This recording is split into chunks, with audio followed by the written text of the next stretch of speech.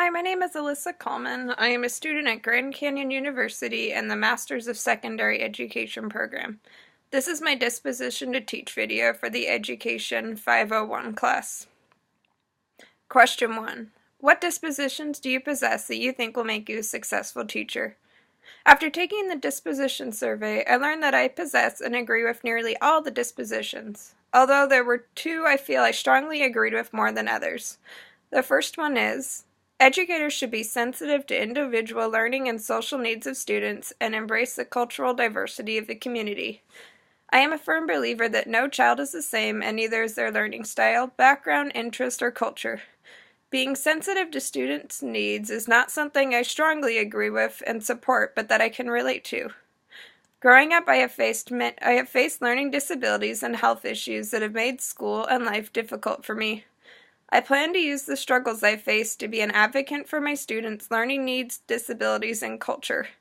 My classroom will be a safe space where students will be welcomed, valued, and listened to. The second disposition that I strongly agreed with is, educators should demonstrate professional friendliness, warmth, and genuine caring in their relationship with others while providing intellectual, emotional, and spiritual support. One of my strongest personality traits I possess is compassion. I am a welcoming, warm, and caring and supportive person who genuinely cares about others. Not every student will come from a warm and caring home or have an easy life. My classroom will be an open, safe space where students can talk, feel listened to, and cared about. My goal as a teacher is to make a difference in at least one student's life.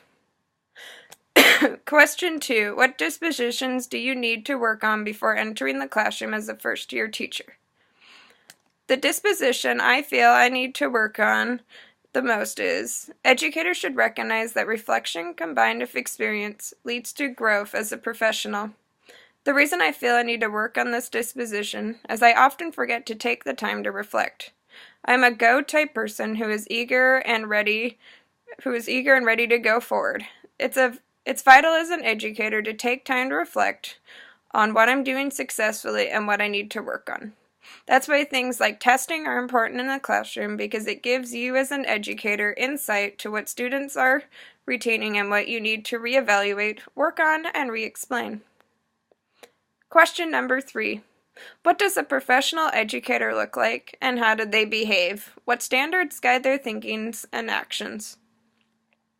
A professional educator is a team player, compassionate, and an advocate for their students' needs. It's important that an educator be a team player and collaborate with fellow staff members to create the best possible school environment. By communicating with fellow staff members, a teacher can better prepare their student for future classes. Compassion is also key to being a good educator.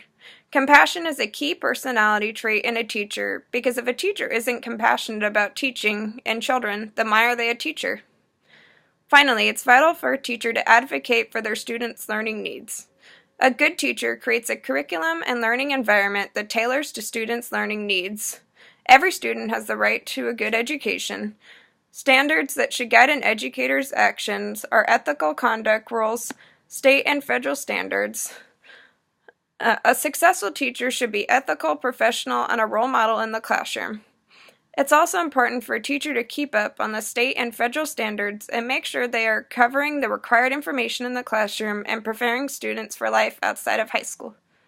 Thank you for listening to my Professional Disposition to Teach video.